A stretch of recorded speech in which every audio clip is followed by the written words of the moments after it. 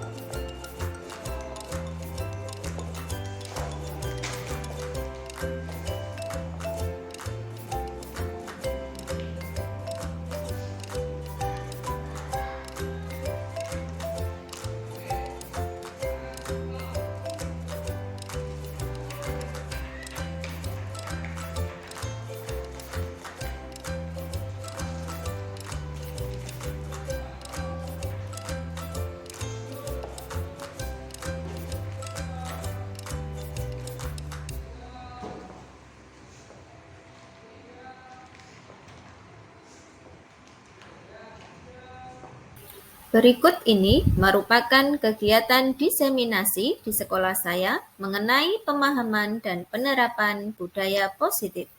Assalamualaikum warahmatullahi wabarakatuh.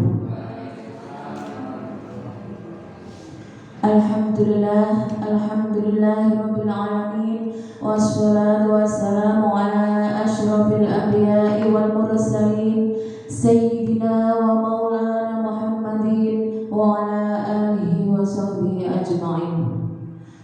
Selamat siang, salam sejahtera untuk kita semua. Yang terhormat Bapak Kepala SD Negeri Temu 1, yang kami hormati Bapak Ibu Guru peserta diseminasi aksi nyata budaya positif calon guru penggerak angkatan 7 Kabupaten Bojonegoro yang berbahagia. Alhamdulillah, puji syukur kita haturkan kehadirat Allah Subhanahu wa taala karena pada siang hari ini kita masih diberi nikmat kesehatan dan kesempatan sehingga bisa mengikuti kegiatan diseminasi aksi nyata budaya positif calon guru penggerak angkatan 7 Kabupaten Bojonegoro di SD Negeri Temu 1 Kanor. Sholawat dan salam semoga tetap tercurahkan kepada junjungan kita Nabi besar Muhammad Shallallahu Alaihi Wasallam, kepada keluarganya, sahabatnya, serta kepada seluruh umatnya hingga yaumul qiyamah kelak. Pada hari Kamis tanggal 26 Januari 2023, kita akan mengikuti serangkaian acara diseminasi calon guru penggerak SD Negeri Temu 1, yaitu dari Ibu Endang Rutin SPDSD dan Ibu Susanti SPDSD. Adapun susunan acara pada hari ini adalah 1. Pembukaan, 2. Menyanyikan lagu Indonesia Raya, 3. Sambutan dilanjutkan dengan doa, 4. Acara inti.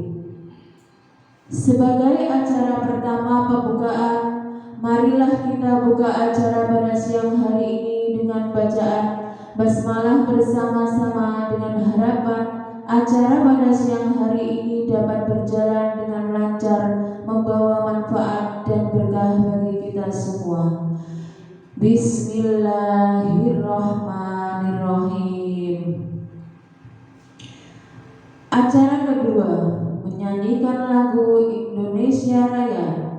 Hadirin dimohon berdiri.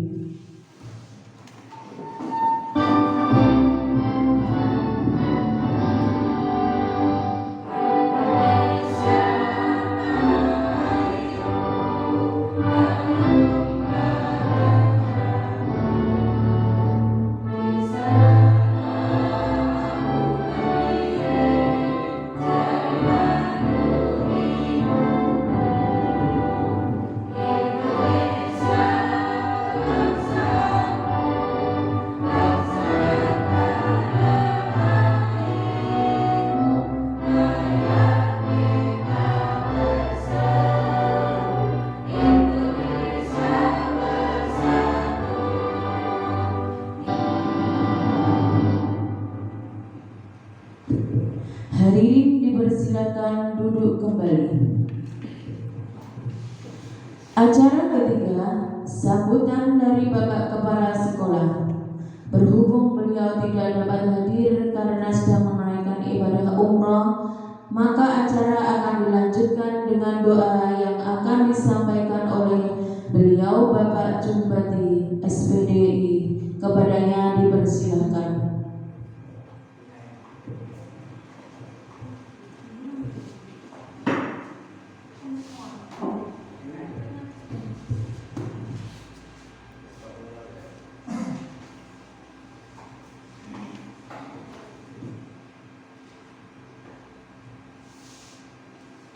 Berdiri, kami mohon untuk berdiri sejenak.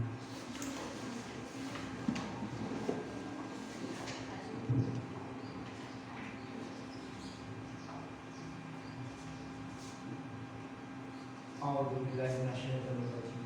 Bismillahirrahmanirrahim. Wassalatu wassalamu ala asyrofil anbiya'i wal mursalin wa ala alihi wa sahbihi ajma'in. Walhamdulillahi rabbil alamin.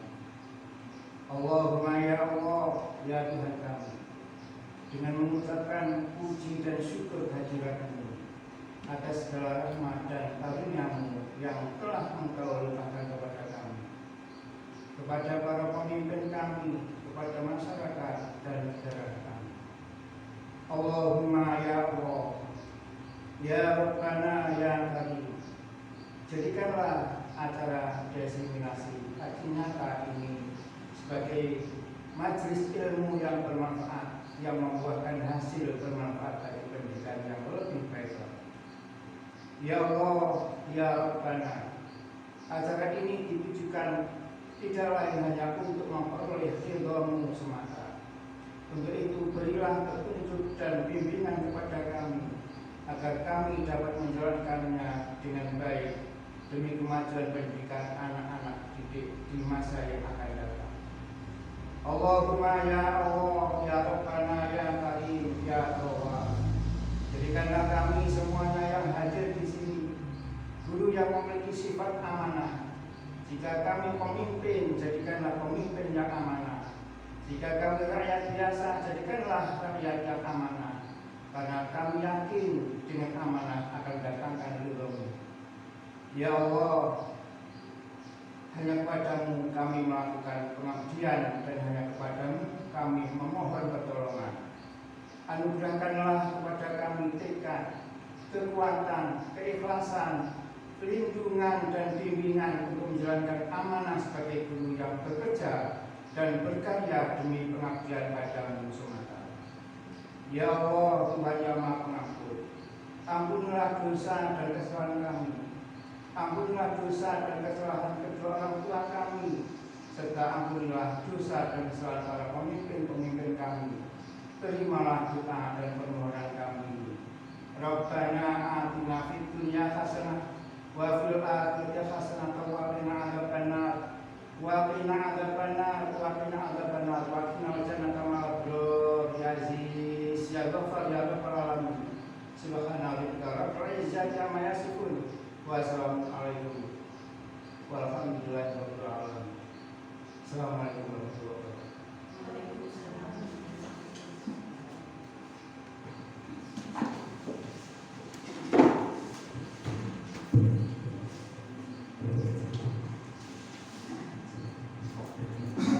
Terima kasih disampaikan. Memasuki acara selanjutnya, yaitu acara ini, yakni pemaparan dari calon guru penggerak SD Negeri Temu 1 tentang budaya positif yang akan disampaikan langsung oleh Ibu Endang Rutin dan Ibu Susanti. Sebagai pembawa acara, saya mohon maaf apabila ada salah dalam tutur kata. Wassalamualaikum warahmatullahi wabarakatuh. Acara kami serahkan sepenuhnya kepada pemateri, kepada Bu Endang Rutin SPD SD dan Ibu Susanti SPD AC. Kami persilahkan. Assalamualaikum warahmatullahi wabarakatuh. Mohon izin Bapak Ibu, saya berdiri di sini. Pertama, kami ingin mengucapkan terima kasih kepada Bapak Kepala Sekolah yang telah memberikan izin kepada kami untuk melaksanakan kegiatan diseminasi budaya positif modul 1.4 calon guru penggerak angkatan 7 Kabupaten Bojonegoro pada hari ini. Dan kami juga ingin mengucapkan terima kasih kepada Bapak Ibu guru yang sudah rawuh pada hari ini. Semoga kegiatan hari ini bermanfaat bagi kita semua. Bapak Ibu, saya di sini insya Allah nanti saya berdua dengan Bu Santi akan berkolaborasi untuk menyampaikan materi tentang budaya positif. Ibu, nanti saya dengan Bu Santi kita berbagi ya. Kita menyamakan persepsi Bapak Ibu. Dengan harapan kita semua nanti bisa memiliki nilai-nilai guru penggerak. Dengan harapan nanti kita bisa memiliki nilai-nilai guru penggerak dan juga slogan atau jargonnya guru penggerak Bapak Ibu ada dalam diri kita masing-masing. Jargonnya guru penggerak apa Bapak Ibu? Slogannya guru penggerak. Iya, betul sekali. tergerak, bergerak, dan menggerakkan. Untuk itu Bapak Ibu, mari kita bersama. Yang pertama adalah tergerak dulu. Kita tergerak hati kita untuk mengubah cara pikir kita, mengubah paradigma kita. Nah, setelah itu nanti kita akan bergerak. Bergerak apa? Apakah berjalan-jalan? Bergerak melakukan aksi nyata, Bapak Ibu, melakukan praktek baik di kelas kita masing-masing. Dan kemudian kita akan menggerakkan komunitas kita. Kalau Bapak Kepala Sekolah menggerakkan kita sebagai Bapak Ibu gurunya, gitu. Kalau kita sebagai guru, siapa yang kita gerakkan? Karena kita adalah guru, ya, yang merupakan pemimpin pembelajaran di kelas. Jadi yang kita gerakkan adalah anak didik kita. Kita menggerakkan peserta didik kita untuk melakukan praktek baik, aksi nyata budaya positif. Nah, Bapak Ibu, budaya positif itu jika kita ingin laksanakan baik di sekolah maupun di kelas kita masing-masing, tentunya tidak serta-merta bisa seperti sulapan bim salah bim cling langsung berhasil. Boten nggih. Nah, tapi membutuhkan proses Bapak Ibu. Membutuhkan waktu. Yang pertama membutuhkan pembiasaan Bapak Ibu. Membutuhkan pembiasaan secara berkala, secara terus-menerus, kebiasaan baik yang kita tanamkan pada anak-anak. Kemudian selain pembiasaan secara berkala, yang tidak kalah pentingnya adalah membutuhkan kerjasama dan juga kekompakan. Kerjasama dan kekompakan dari seluruh warga sekolah, mulai dari Bapak atau Ibu Kepala Sekolah, kemudian Bapak Ibu Guru, peserta didik kita, wali murid, dan juga Bapak Ibu Komite serta paguyuban. Nah, semua itu membutuhkan kerjasama dan kekompakan dari seluruh warga sekolah, dan juga pastinya membutuhkan keteladanan Bapak Ibu, membutuhkan keteladanan dari kita sebagai seorang guru. Seperti pepatah, guru itu digugu lan ditiru. Jadi kita itu, ucapan kita, tindakan kita itu katanya digugu atau dan ditiru oleh anak didik kita. Seperti semboyan dari Bapak Pendidikan kita, yaitu Ki Hajar Dewantara, dalam trilogi pendidikannya, yaitu ing ngarsa sumtulodo, ing madya mangunkarsa, tutwuri handayani. Yang pertama tadi ing ngarsa sumtulodo, di depan kita memberi contoh. Tentunya memberi contoh yang baik. Nah, untuk itu Bapak Ibu, harapan nanti kita semua bisa memiliki, bisa tertanam dalam diri kita jargonnya guru penggerak, yaitu tergerak, bergerak, dan menggerakkan. Karena saya yakin Bapak Ibu, tanpa jenengan semua ini mengikuti pendidikan guru penggerak, kalau 3 itu sudah ada dalam diri kita, tanpa berlabel guru penggerak pun jenengan semua ini sudah menjadi guru penggerak. Okay. Nah, Bapak Ibu, dalam materi budaya positif ini nanti yang akan kami sampaikan dengan Bu Santi, akan ada kurang lebih nanti akan ada 6 materi Bapak Ibu yang akan kami sampaikan. Akan ada 6 materi yang akan kami sampaikan. Yang pertama yaitu tentang disiplin positif dan Kemudian yang kedua, teori motivasi, hukuman dan penghargaan. Kemudian selanjutnya ada keyakinan kelas. Kemudian kebutuhan dasar manusia dan dunia berkualitas. Berikutnya ada 5 posisi kontrol. Dan juga yang terakhir adalah segitiga restitusi. Nah Bapak Ibu, jadi untuk hari ini materinya lumayan banyak ya. Harapan saya semoga nanti Bapak Ibu tidak bosan. Kita santai saja ya. Nah sebelumnya kita masuk materi yang pertama, yaitu disiplin positif dan nilai-nilai kebajikan universal. Dalam materi ini nanti akan ada 3 subbahasan Bapak Ibu. Yang pertama yaitu perubahan paradigma, kemudian ada makna disiplin dan juga nilai-nilai kebajikan universal. Nah Bapak Ibu, untuk materi yang pertama ini sebelumnya saya ada 1 permainan Bapak Ibu, supaya jenengan tidak tegang. Kita santai saja ya. Ada 1 permainan. Permainannya ini saya beri nama cobalah buka tanganku. Tapi bukan tangan saya, tangannya panjenengan. Ya. Saya akan jelaskan untuk cara permainannya. Jadi nanti jenengan silahkan berpasangan dengan sebelahnya.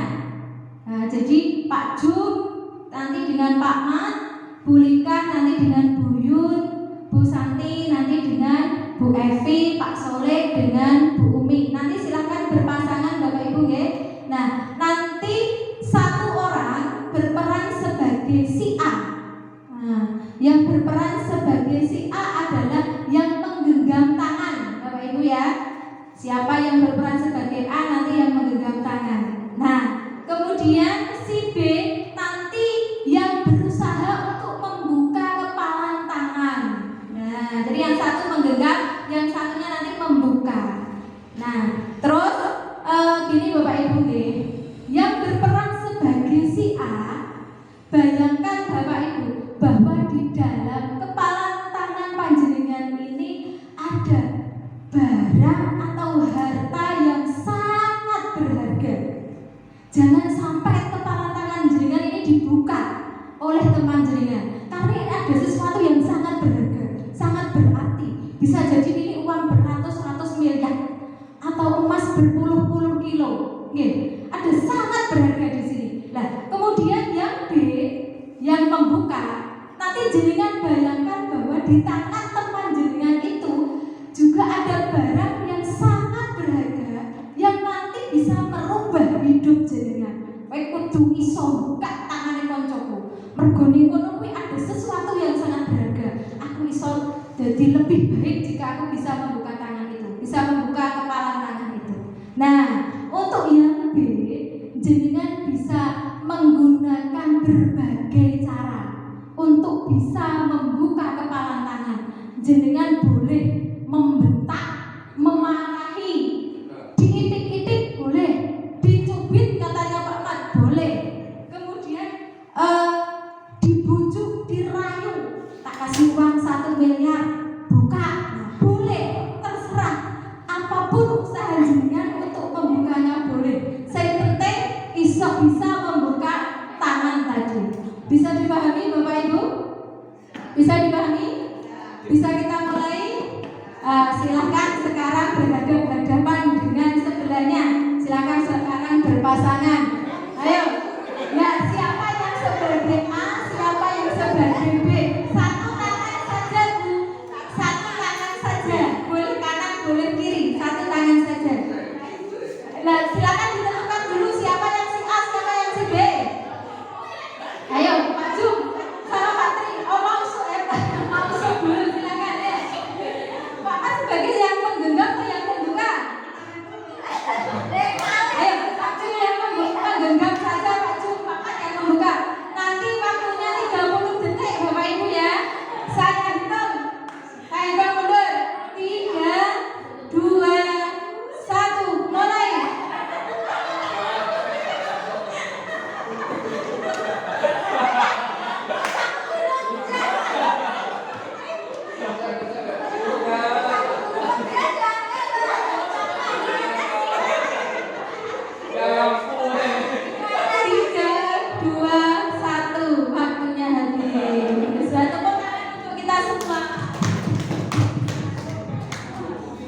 Terima kasih Bapak Ibu. Nah, sekarang saya mau tanya, di antara beberapa pasang ini tadi, adakah yang bisa membuka kepalan tangan? Siapa? Adakah yang bisa terbuka tadi kepalan tangannya? Gak ada. Gak ada, berarti kuat semua. Semuanya tidak bisa membuka. Oke, nah sekarang saya mau tanya, yang tidak bisa membuka salah satu saja. Bu Evi sama Bu Santi tadi bisa membuka tidak? Tidak buka. Bu Dia sama Bu Siska juga tidak. Nah sekarang saya mau tanya ini Bu, yang menggenggam tadi siapa? Bu Siska apa Bu Dia? Bu Dia. Bu Dia, apa rahasianya? Apa yang jenengan lakukan kok sampai Bu Siska tidak bisa membuka? Bu Dia mempertahankan. Kemudian Bu Siska, usaha apa yang sudah jenengan lakukan? Kenapa kok jenengan tidak bisa membuka? Usahanya dengan menggelitik. Menggelitik, tapi tetap tidak bisa membuka. Mau lebih keras lagi gak tega. Oh, mau lebih keras lagi nggak tega. Oke, terima kasih Bu Dia dengan Bu Siska. Kemudian satu pasang lagi saya mau tanya. Ini kelihatannya tadi seru sekali ini Bu Umi sama Pak Soleh. Ini kelihatannya seru sekali. Siapa tadi yang bagian menggenggam? Pak Soleh. Wah, Pak Soleh kuat sekali. Kenapa Pak kok sampai Bu Umi tidak bisa membuka tangannya jenengan? Wah. Iya, katanya Pak Soleh karena tangannya terlalu kuat, karena terlalu erat menggenggamnya ya Pak ya. Nah, kemudian Bu Umi usaha apa tadi yang sudah jenengan lakukan? Ya kok ternyata masih belum berhasil. Apa Bu usahanya? Dengan cara apa Pak? Tadi jenengan sudah berusaha, apa yang jenengan lakukan? Dengan sekuat tenaga. Oh iya, Bu Umi dengan sekuat tenaga membuka, tapi tidak bisa. Nah, Bapak Ibu, sekarang pertanyaan saya yang ini. Sesungguhnya siapa yang memegang kendali atau kontrol untuk membuka dan menutup kepalan tangan tadi? Sebenarnya siapa? Yang punya tangan, katanya Bu Siska. Berarti kita sendiri, ngoten Bu? Iya. Dari jawabannya tadi Bu Siska tadi memang sangat benar. Ya, jadi yang memegang kendali atau kontrol untuk membuka atau menutup kepalan tangan kita adalah diri kita sendiri. Kalau Bu Siska tidak mengizinkan, kalau Bu Dia tidak mengizinkan untuk membuka kepalan tangannya, maka juga tidak akan terbuka. Begitu juga dengan Pak Soleh tadi yang kekeh mempertahankan kepalan tangannya, tidak mengizinkan untuk Bu Umi membukanya, maka kepalan tangan Pak Soleh juga tidak akan terbuka. Nah, Bapak Ibu, sekarang apa hubungannya permainan ini dengan perubahan paradigma? Nah, Bapak Ibu, seorang psikiater yang bernama Dr. William Glasser, beliau berusaha untuk meluruskan miskonsepsi yang selama ini ada di dalam pikiran kita. Yang pertama adalah ilusi bahwa guru itu mengontrol murid. Saya yakin panjenengan semua, saya sendiri pun, anggapan saya bahwa anak itu nurut sama kita karena kita yang pegang kontrol, kita yang mengendalikan mereka. Padahal menurut psikiater Dr. William Glasser itu hanya ilusi, Bapak Ibu. Jadi kalau misalkan ada anak didik kita yang patuh sekali pada kita, menuruti, disuruh bapak ibu gurunya mengerjakan ini dikerjakan, disuruh begitu dia lakukan, disuruh begini dilakukan. Sebenarnya itu bukan kok karena power kita, bukan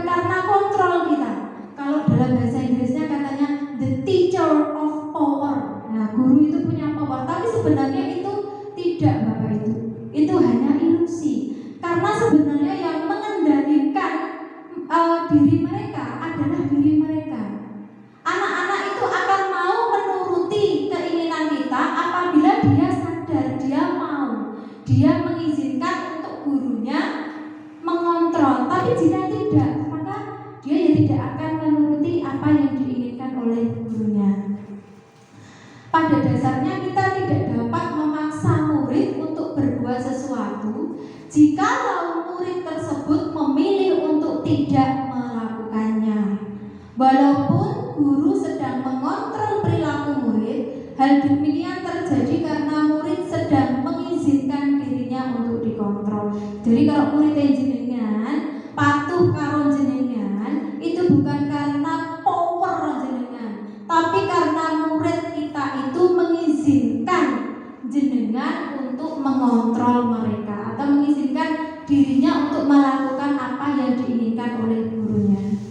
Kemudian yang kedua, ilusi bahwa semua penguatan positif itu efektif dan bermanfaat. Penguatan di sini berarti bujukan, Bapak Ibu ya.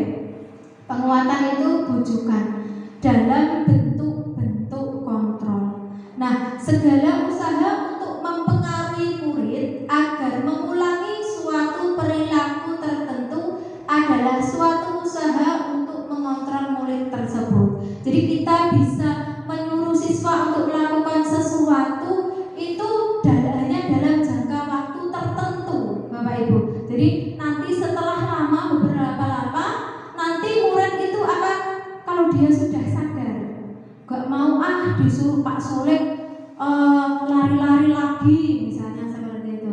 Nah, bisa juga nanti murid itu menjadi ketergantungan pada kita, menjadi tergantung pada pendapat sang guru.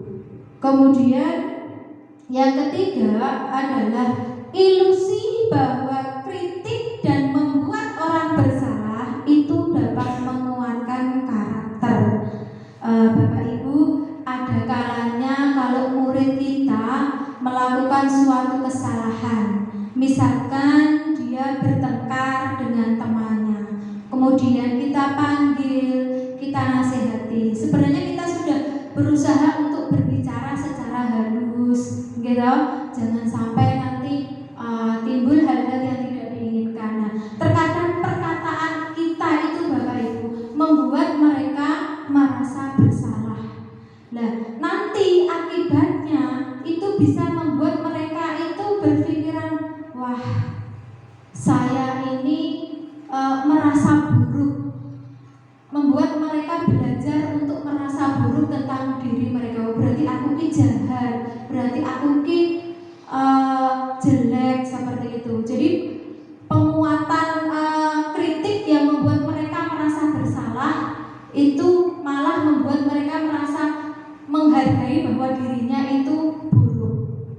Kemudian yang berikutnya adalah ilusi bahwa orang dewasa memiliki hak untuk memaksa.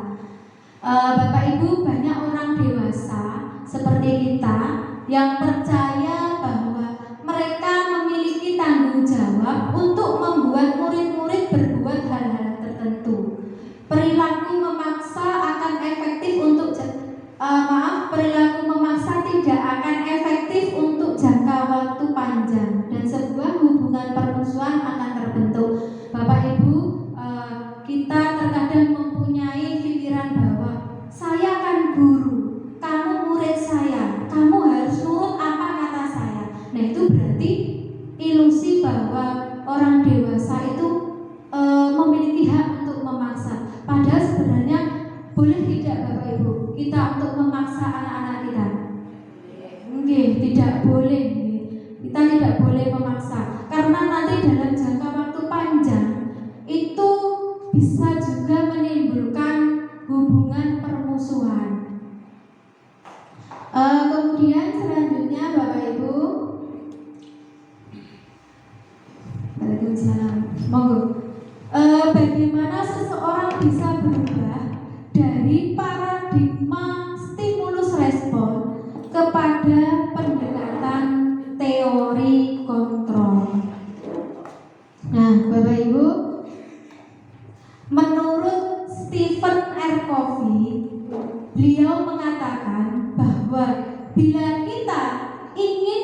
membuat kemajuan secara perlahan, sedikit-sedikit ubahlah sikap atau perilaku kita. Namun, bila kita ingin memperbaiki cara-cara utama kita, maka kita perlu mengubah kerangka acuan kita.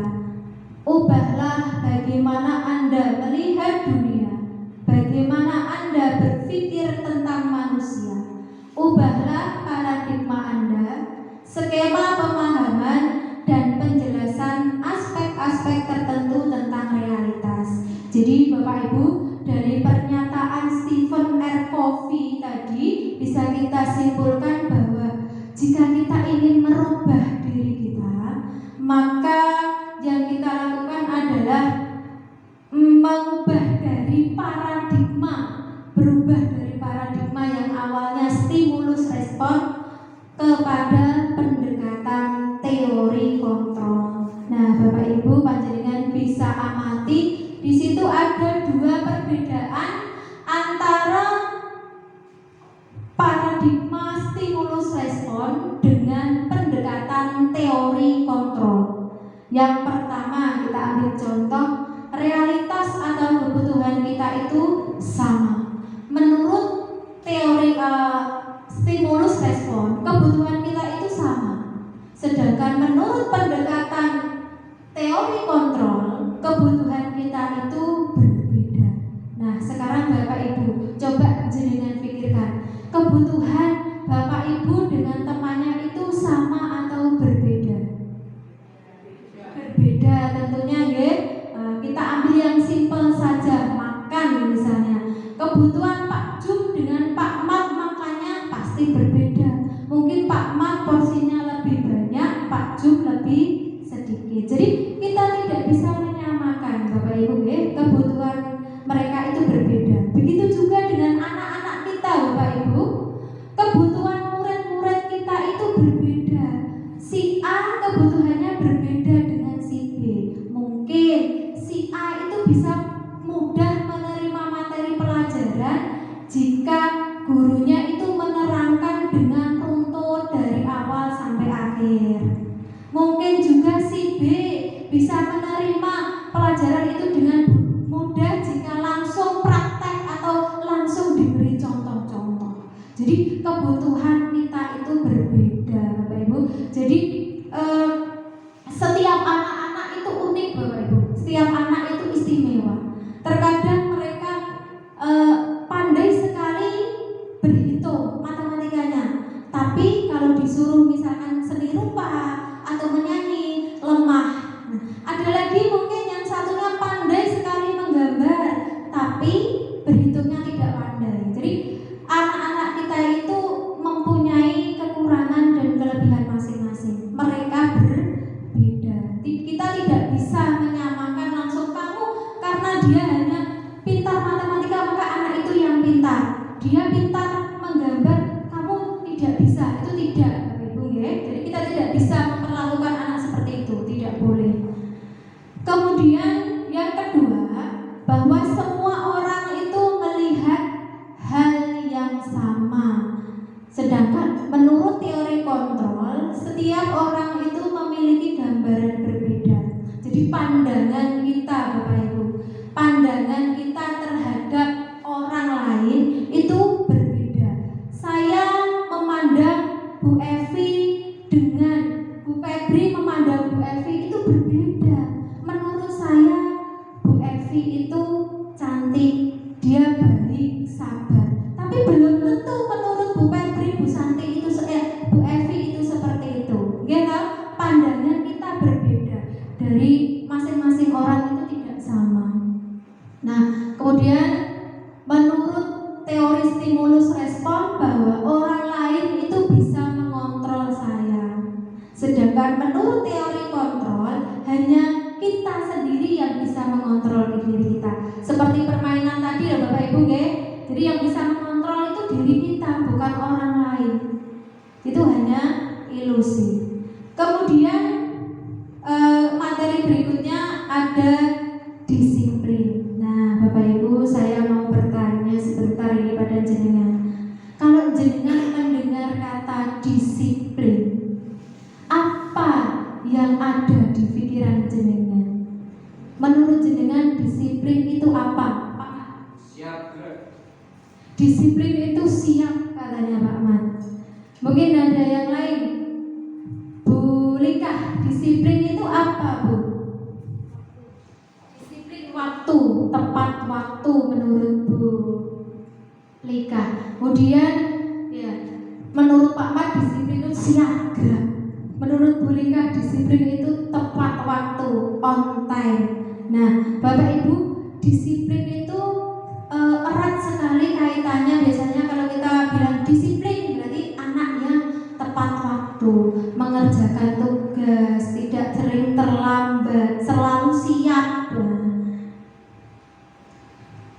Nah, Bapak Ibu, menurut Bapak Pendidikan Ki Hajar Dewantara, beliau menyatakan bahwa di mana ada kemerdekaan, disitulah harus ada disiplin yang kuat. Jadi di mana ada kemerdekaan, disitulah harus ada disiplin yang kuat. Sesungguhnya disiplin itu bersifat self disiplin, artinya disiplin diri sendiri. Jadi yang bisa mendisiplinkan kita itu ya diri kita sendiri. Kita mau terlambat atau tidak datang ke sekolah, itu yang mengontrol diri kita sendiri. Tapi apabila kita tidak bisa mendisiplinkan diri kita sendiri, maka kita bisa mewajibkan penguasa lain. Kita bisa bantuan orang lain untuk bisa mendisiplinkan diri kita. Misalkan saya sendiri tidak bisa disiplin berangkat ke sekolah, dengan adanya kepala sekolah, nah itu bisa membantu untuk mendisiplinkan diri saya. Seperti itu. Kemudian KHD juga menyatakan bahwa untuk mencapai kemerdekaan atau dalam konteks pendidikan kita saat ini, untuk menciptakan murid yang merdeka, syarat utamanya adalah harus ada disiplin yang kuat. Jadi Bapak Ibu, menurut KHD, untuk menciptakan murid yang merdeka itu harus ada disiplin yang kuat. Untuk menciptakan anak yang merdeka belajar harus ada disiplin yang kuat. Bapak Ibu, disiplin yang kita lakukan nanti adalah disiplin positif, bukan disiplin yang ada embel-embelnya hukuman. Jadi disiplin yang positif, bukan disiplin negatif. Memang kalau disiplin itu kan erat kaitannya, rentetannya dengan hukuman. Kalau tidak berangkat tepat waktu, maka suruh lari keliling lapangan misalnya. Nah, disiplin rentetannya dengan hukuman. Tapi yang kita lakukan ini bukan disiplin negatif. Kalau itu disiplin negatif, Bapak Ibu. Nah, kita lakukan adalah disiplin positif, disiplin yang baik, disiplin tanpa hukuman. Kemudian pernyataan dari Ki Hajar Dewantara tadi selaras dengan pernyataan dari Dian Goosen dalam bukunya Restructuring School Discipline, yang menyatakan bahwa arti dari kata disiplin itu adalah belajar. Disiplin berarti belajar. Selain itu juga bisa diartikan sebagai murid atau pengikut.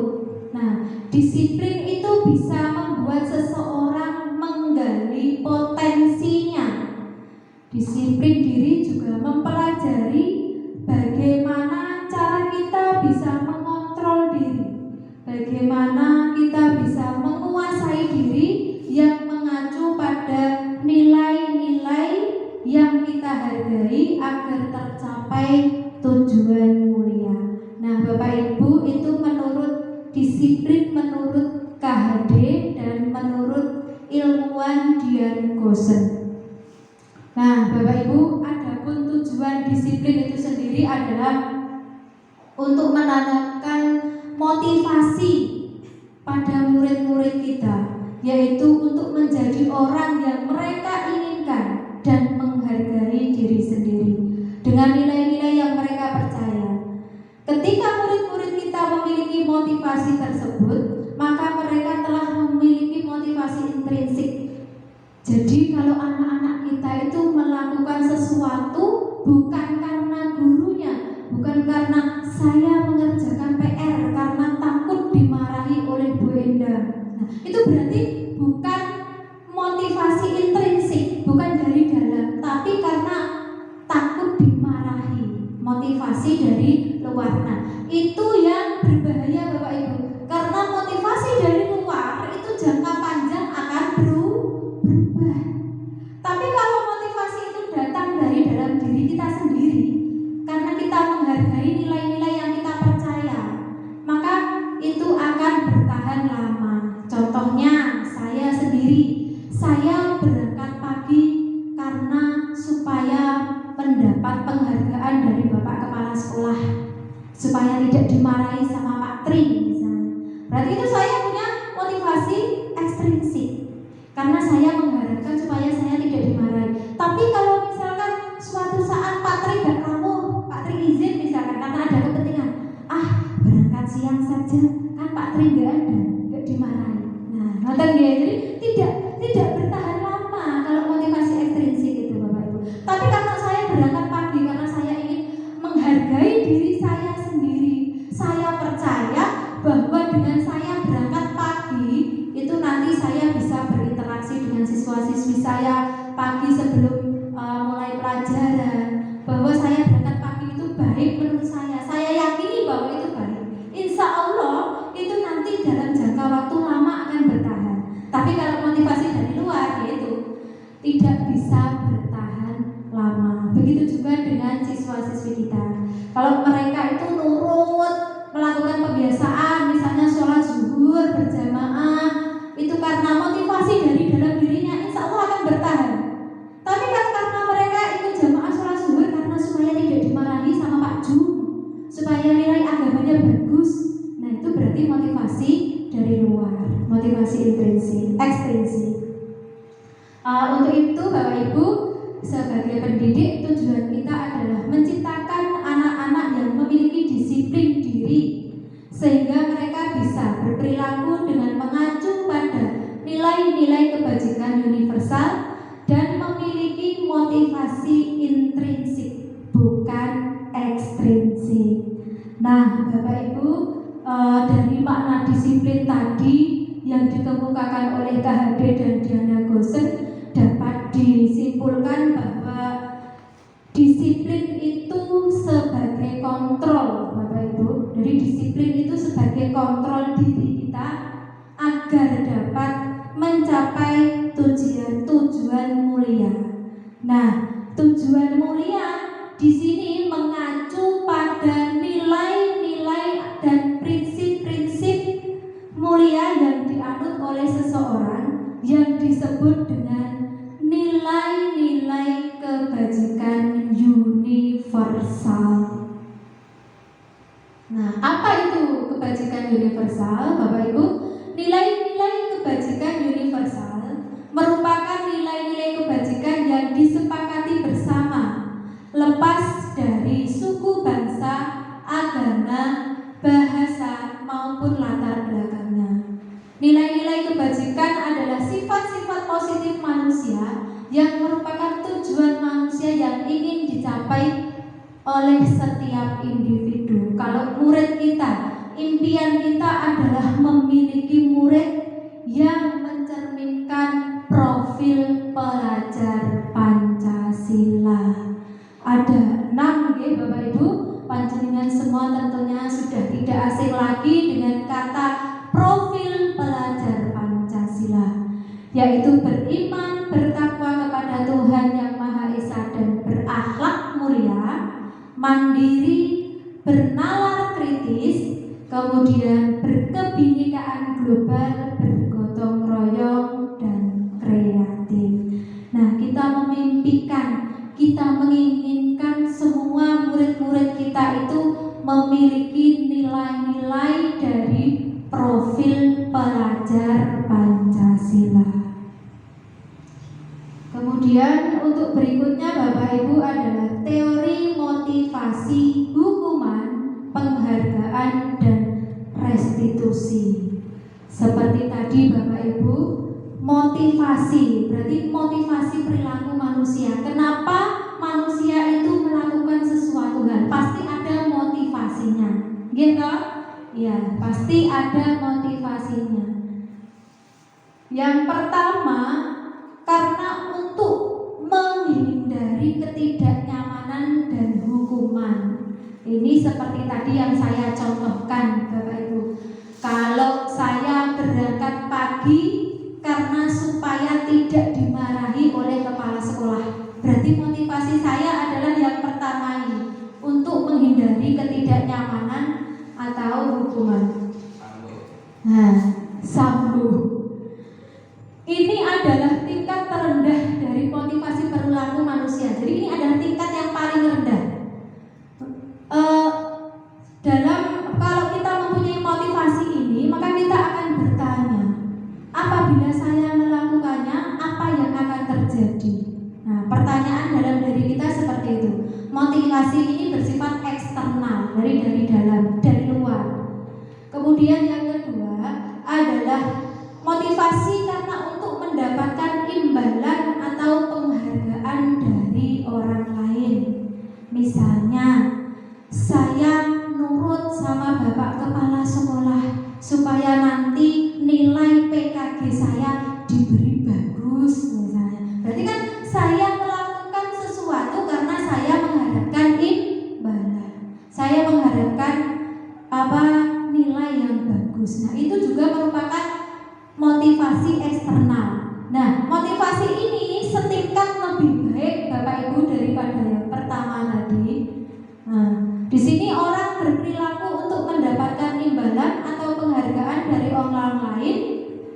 Orang dengan motivasi ini beliau akan bertanya, apa yang akan saya dapatkan?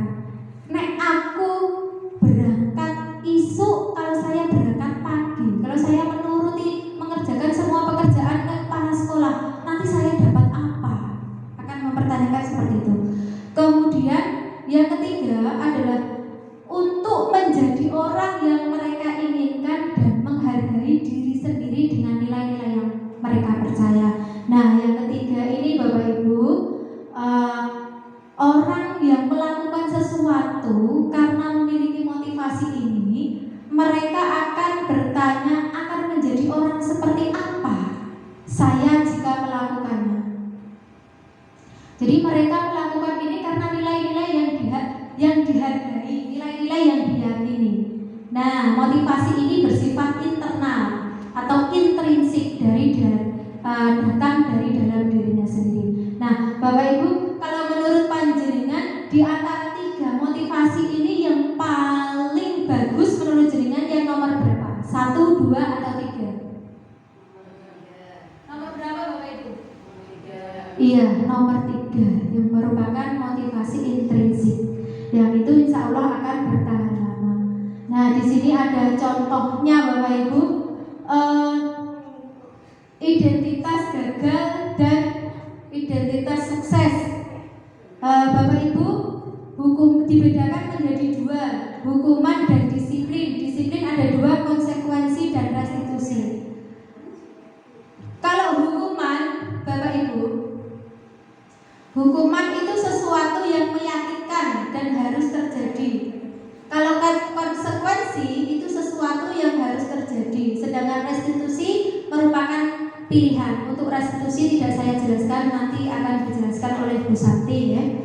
Kemudian kalau hukuman itu tidak nyaman untuk murid atau anak untuk jangka waktu yang panjang. Misalkan kita menghukum siswa kita untuk berlari mengelilingi lapangan sebanyak 3 kali, itu akan membuat mereka merasa tidak nyaman untuk jangka waktu yang panjang. Sedangkan konsekuensi itu tidak nyaman juga, tapi untuk jangka waktu yang pendek. Nah, untuk selanjutnya nanti bisa jenengan amati sendiri ya, tidak usah saya bahas semuanya.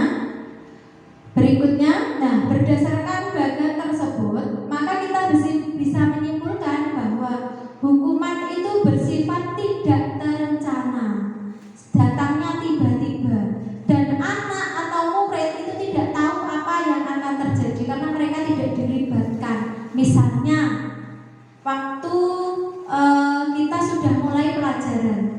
Kemudian ada anak yang baru datang setelah 10 menit misalnya, baru datang. Nah, gurunya berkata, kamu kenapa terlambat? Nah, kemudian marah-marah, membentak, kemudian dihukum. Nah, itu kan datangnya tiba-tiba, gitu, tidak direncana. Bu, besok saya mau terlambat, tapi secara tiba-tiba. Kemudian juga anak tidak tahu kalau dia mau dihukum, anak tidak dilibatkan. Nah, di sini bedanya dengan konsekuensi. Kalau konsekuensi itu anak dilibatkan, misal ada peraturan.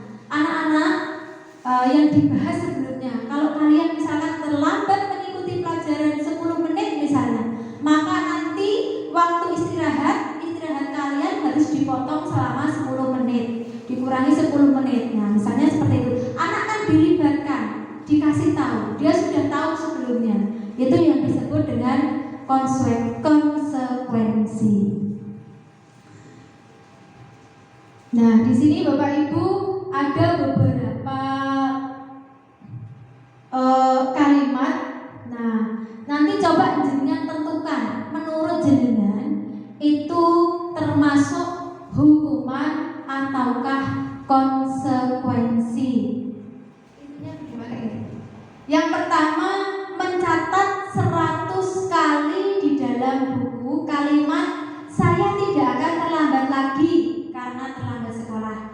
Menurut jenengan, kalau kita menyuruh siswa untuk mencatat 100 kali di buku karena dia terlambat, itu masuk hukuman atau konsekuensi, Bapak Ibu? Menurut jenengan apa? Konsekuensi atau hukuman? Bisa pakai mic, Bu. Mic-nya lagi mana? Ya. Konsekuensi. Menurut Bu Tati, ya. Yang pertama adalah konsekuensi. Nah, mencatat 100 kali di dalam buku dengan kalimat saya tidak akan terlambat lagi, itu adalah hukuman, Bapak Ibu ya. Kemudian yang kedua, lari mengelilingi lapangan basket 2 kali karena terlambat hadir di sekolah, termasuk apa Bapak Ibu? Hukuman. Kita lihat, ya betul sekali, hukuman. Selanjutnya, membersihkan coretan yang dibuatnya di meja kelas.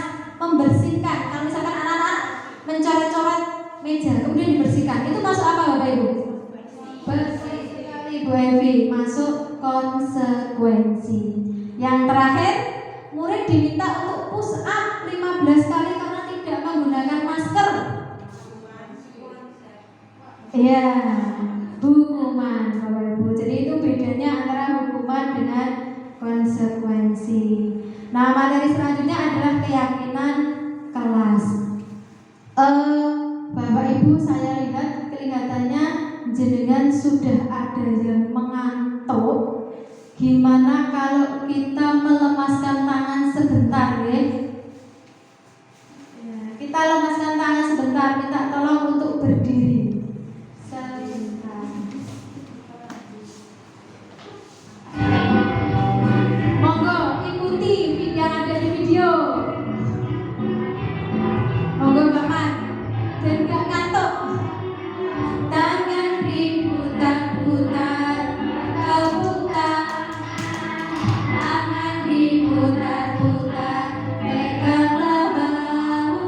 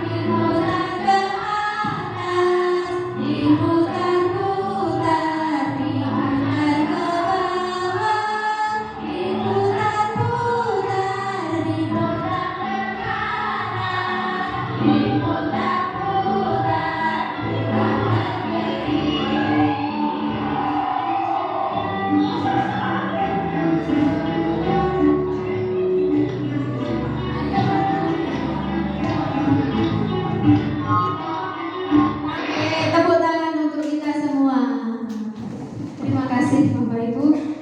Semoga sudah ngantuknya sudah hilang.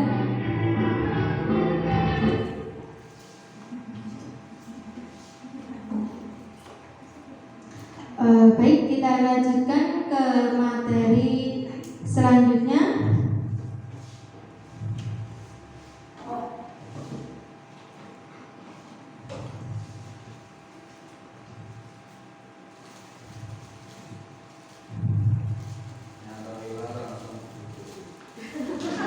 Kenapa Pak?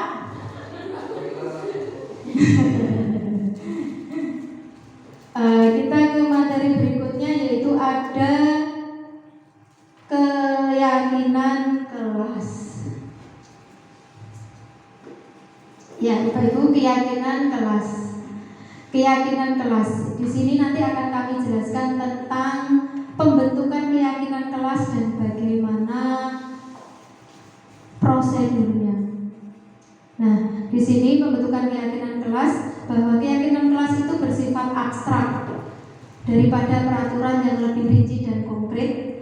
Kemudian keyakinan kelas itu berupa pernyataan-pernyataan umum, Bapak Ibu, atau pernyataan universal.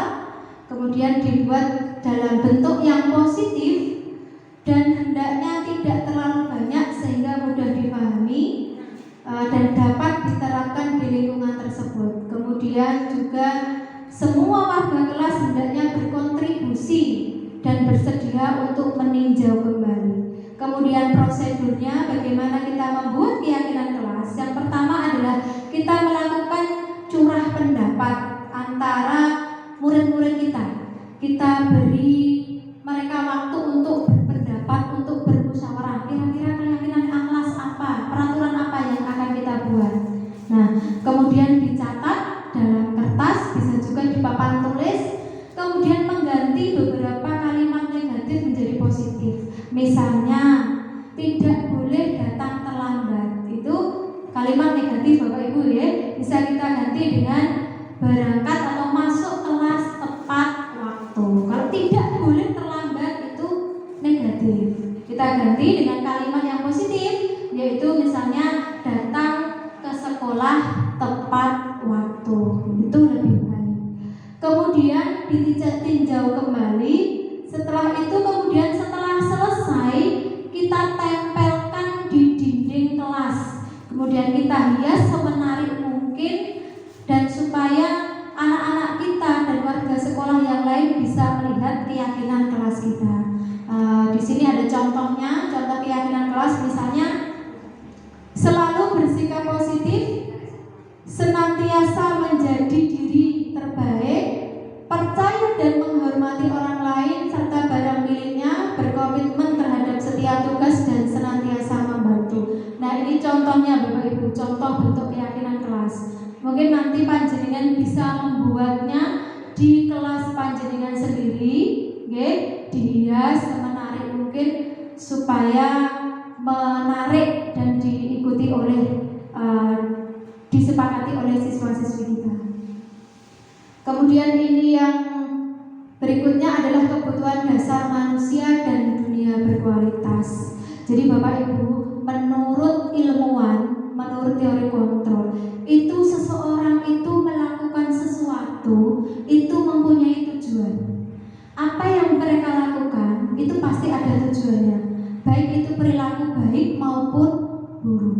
Nah, di sini ada sebuah kasus Bapak Ibu, Ibu Ambar. Ibu Ambar itu adalah wali kelas 2A. Beliau mempunyai siswa yang bernama Doni. Kemudian anak-anak kelas 2 itu mengadu kepada Bu Ambar. Seperti yang anak-anak kita lakukan, Bu, kalau ada Bu ini loh nakal. Nah, seperti itu juga dengan murid-muridnya Bu Ambar. Karena Doni seringkali meminta bekal makan siang mereka dengan paksa. Jadi ada siswa yang bernama Doni itu merebut bekal temannya. Nah, Bapak Ibu, berdasarkan kebutuhan dasar manusia, menurut Dr. William Glaser ya, kebutuhan dasar manusia itu ada 5. Yang pertama yaitu kebutuhan bertahan hidup atau survival.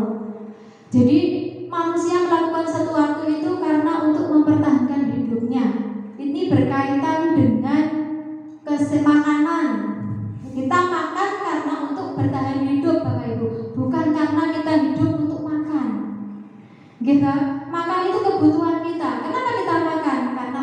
bertahan hidup. Kemudian juga kebutuhan akan tempat tinggal dan juga kebutuhan akan kesehatan. Nah, dalam kasus tadi Bapak Ibu, Doni tadi, kalau misalkan Doni itu ditanya sama Bu Ambar, Doni, kenapa tadi kamu mengambil bekal punya temanmu? Kalau Doni menjawab, saya lapar Bu, karena ibu saya tidak membawakan saya bekal. Berarti Doni memenuhi kebutuhannya untuk apa Bapak Ibu? Untuk bertahan hidup, karena dia lapar. Jadi tindakan Doni tadi ada tujuannya. Kemudian yang kedua adalah kebutuhan akan kasih sayang dan rasa diterima. Ini meliputi kebutuhan akan hubungan dan koneksi sosial, perlu diperhatikan oleh orang lain, membutuhkan perhatian. Nah, dalam kasus Doni tadi, kalau misalkan Doni alasannya mengambil karena biarkan saya nanti dipanggil sama Bu Ambar, biar nanti Bu Ambar manggil orang tua saya, terus nanti akhirnya saya akan diperhatikan oleh orang tua saya supaya saya tidak nakal. Nah, berarti Doni ingin memenuhi kebutuhannya, yaitu dia ingin mendapatkan kasih sayang Bapak Ibu. Kemudian, nah ini kebutuhan untuk dicintai. Yang berikutnya adalah kebutuhan akan penguasaan, kebutuhan pengakuan atas kemampuan. Nah, pada kebutuhan ini seseorang itu membutuhkan menjadi kompeten, menjadi terampil, membutuhkan untuk diakui oleh orang lain bahwa saya loh hebat, saya loh berkuasa. Kalau dalam kasusnya Doni tadi, apabila alasannya Doni adalah supaya teman-teman saya takut, supaya teman-teman saya nurut sama saya ambil bekalnya. Nah, itu berarti Doni ingin memenuhi kebutuhannya, yaitu tentang penguasaan. Dia ingin dianggap sebagai penguasa. Dia ingin teman-temannya nurut pada dia. Kemudian yang berikutnya adalah kebutuhan akan kebebasan. Pada kebutuhan ini mereka ingin bebas, mandiri, otonomi. Biasanya anak-anak yang ingin memenuhi kebutuhan kebebasan ini, mereka akan banyak bergerak, menginginkan banyak pilihan. Nah, kalau dalam kasus Doni tadi, kalau misalkan Doni alasannya saya bosan Bu, karena setiap hari saya dibawakan bekal sama ibu saya mie goreng sama telur ceplok. Nah, misalnya punya teman-teman saya enak Bu, berubah-berubah ganti-ganti. Nah, berarti dia ingin memenuhi kebutuhannya, yaitu kebebasan. Dan yang terakhir Bapak Ibu, yaitu kebutuhan kesenangan. Kebutuhan kesenangan ini adalah kebutuhan untuk mencari kesenangan, bermain dan tertawa. Kalau dalam kasus Doni tadi, jika alasan Doni karena saya hanya iseng Bu, ingin bermain-main, menggoda supaya mereka nangis misalnya, berarti Doni hanya ingin memenuhi kebutuhannya tentang kesenangan. Ya Bapak Ibu, jadi itu kebutuhan dasar manusia. Jadi manusia itu melakukan suatu hal, baik itu perbuatan baik maupun buruk, semuanya ada tujuannya. Nah Bapak Ibu, itu yang materi yang saya sampaikan. Nanti untuk selanjutnya akan disampaikan oleh teman kita, yaitu Bu Santi. Saya mohon maaf apabila ada salah dalam saya bertutur kata, dalam saya menyampaikan pada panjenengan semua. Harapan saya kegiatan pada hari ini bermanfaat bagi saya dan bermanfaat bagi panjenengan semua. Kami ucapkan terima kasih. Teruslah belajar Bapak Ibu, karena sesungguhnya belajar itu sangat bermanfaat bagi kita. Akan banyak sekali manfaatnya. Okay? Terus belajar, karena pembelajaran tidak pernah berhenti untuk mengajarkan. Demikian yang dapat saya sampaikan. Sekali lagi lagi mohon maaf apabila ada salah dalam bertutur kata. Wassalamualaikum warahmatullahi wabarakatuh. Assalamualaikum warahmatullahi wabarakatuh. Selamat siang Bapak Ibu. Masih semangat nggih? Sepertinya kok pada loyo ini. Baik Bapak Ibu, kita ice breaking dulu nggih, biar kita lebih semangat. Bapak Ibu tentunya perso nggih, dimensi profil pelajar Pancasila tadi yang sudah dijelaskan sama Bu Indah.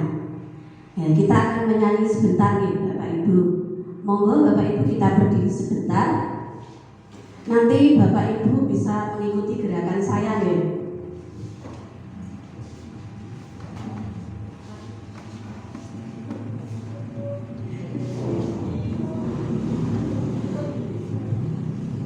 Siap Bapak Ibu? 1, 2, 3. Pelajar Pancasila beriman dan bertakwa pada Tuhan Yang Esa dan berakhlak mulia, berkebinekaan global, gotong royong mandiri, kreatif dan bernalar kritis, kreatif dan bernalar kritis. Baik Bapak Ibu, terima kasih. Tepuk tangan Bapak Ibu untuk kita semua. Baik Bapak Ibu, di sini materi yang akan saya sampaikan ada 5 posisi kontrol dan juga segitiga restitusi. Baik, untuk materi pertama 5 posisi kontrol. Jadi menurut Diane Gosel, beliau berkesimpulan bahwa ada 5 posisi kontrol pada guru. Yang pertama adalah posisi kontrol sebagai penghukum. Yang kedua sebagai pembuat rasa bersalah. Yang ketiga sebagai teman. Dan yang keempat sebagai pemantau atau monitor. Dan yang kelima sebagai manajer. Nah Bapak Ibu, kira-kira dari 5 posisi kontrol tersebut, di mana posisi kita selama ini Bapak Ibu? Apakah kita sering menghukum murid kita apabila murid kita berbuat salah? Atau kita sering membuat rasa bersalah pada diri murid kita? Atau kita menjadi teman buat murid kita? Atau kita sering jadi pemantau yang berdasarkan peraturan dan konsekuensi? Atau kita sudah dapat mencapai posisi manajer, di mana guru membimbing murid agar murid tersebut dapat memperbaiki kesalahannya dan menemukan solusi dari penyelesaian masalahnya. Mungkin dari Pak Ju, posisi kontrol yang mana Bapak yang selama ini sering Bapak Jumbadi terapkan pada anak-anak? Posisi teman. Mungkin dari Pak Mat lebih sering menggunakan posisi kontrol yang mana Pak Mat? Penghukum. Nah Bapak Ibu, sebelum saya menjelaskan tentang posisi penghukum ini, mari kita saksikan video posisi kontrol penghukum. Kemudian kita bisa merefleksikan Bapak Ibu, bagaimana posisi penghukum ini dan dampaknya apa bagi murid kita.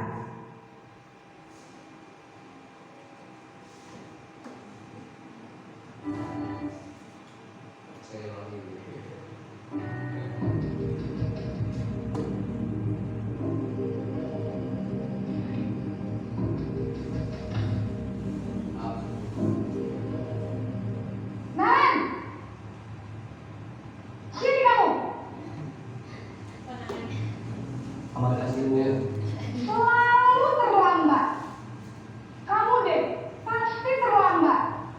Maaf Bu, saya Apa? Apa coba? Alasan kamu apa lagi? Kapan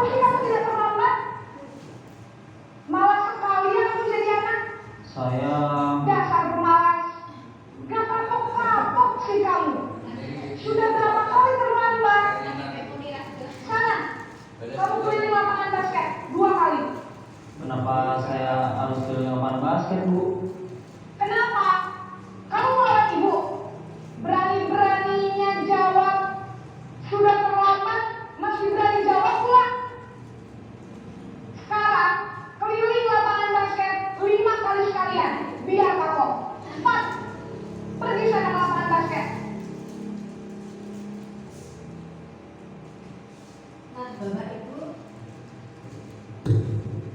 Nah, Bapak Ibu, setelah menyaksikan video tersebut, kira-kira bagaimana posisi kontrol sebagai penghukum ini? Apakah sudah ideal kita terapkan di lingkungan sekolah kita? Biasanya seperti itu, Bu. Kadang ideal, kadang tidak. Jadi tergantung hukuman yang diberikan, ya Pak Mat. Hukuman itu bisa bersifat positif, juga bisa bersifat negatif, ya. Nah, pada posisi penghukum ini, suara guru berbicara dengan nada tinggi, cenderung membentak-bentak murid, menghardik, menunjuk-nunjuk dengan tangan, sambil matanya melotot berkaca pinggang seperti ini. Ya, gas. Kemudian hukuman yang bisa berupa fisik maupun psikis. Jadi kalau fisik itu perbuatan, nih Bapak Ibu, seperti pada kasus Naren tadi, Naren disuruh mengelilingi lapangan basket sebanyak 5 kali. Itu merupakan hukuman yang berupa fisik. Nah, kemudian psikis, contohnya dari verbal, Bapak Ibu, dari kata-kata. Seperti tadi, Naren, kamu selalu terlambat datang ke sekolah. Pasti kamu selalu terakhir yang mengerjakan. Nah, bagaimana Bapak Ibu perasaan murid kita apabila kita perlakukan seperti itu? Apakah murid kita bisa menerima pelajaran dengan baik? Boten nggih Bapak Ibu? Nah, dampaknya apa Bapak Ibu kalau kita menerapkan posisi kontrol penghukum? Nah, murid akan menjadi pendendam kepada gurunya. Murid akan memberontak Bapak Ibu. Sebenarnya dia tidak ingin menjalankan hukuman, tapi karena hukuman ini datangnya satu arah dari guru saja tanpa melibatkan murid, jadi murid mau tidak mau harus menjalankan hukuman tersebut. Bisa jadi murid juga tidak akan menyukai guru atau mata pelajaran yang diampu.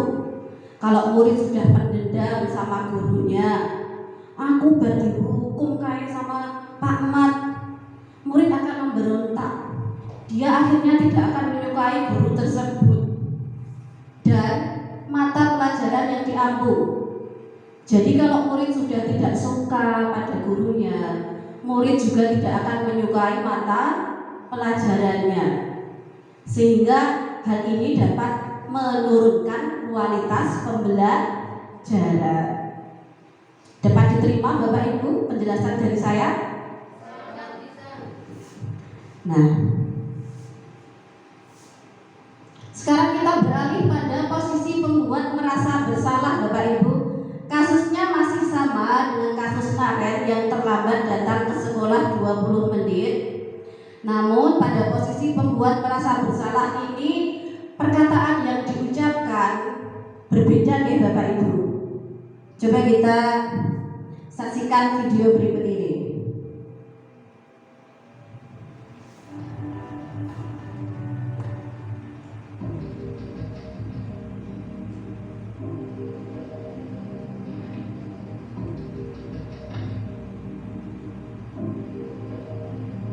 Naren,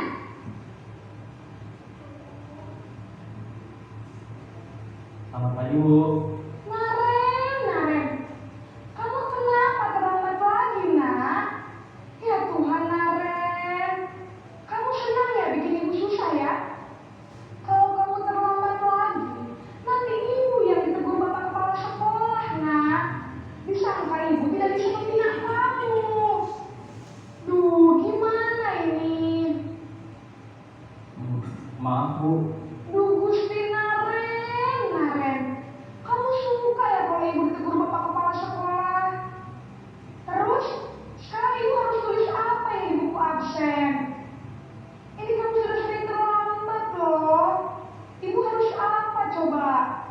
Maaf Bu, maaf sekali.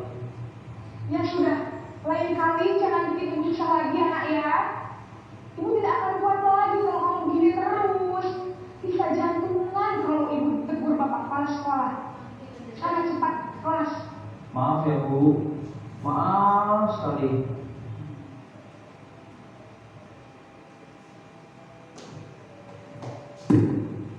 Nah, Bapak Ibu, setelah kita mengamati video posisi kontrol pada pembuat rasa bersalah, apakah kita menemukan perbedaan dari posisi kontrol penghukum tadi, Bapak Ibu? Apakah ada perbedaannya? Ya. Mungkin Bu Febri bisa dijelaskan perbedaannya.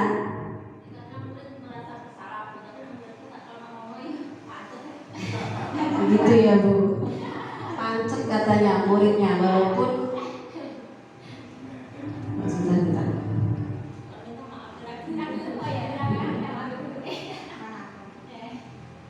Nah, pada posisi pembuat merasa bersalah, suara guru ini cenderung melembut.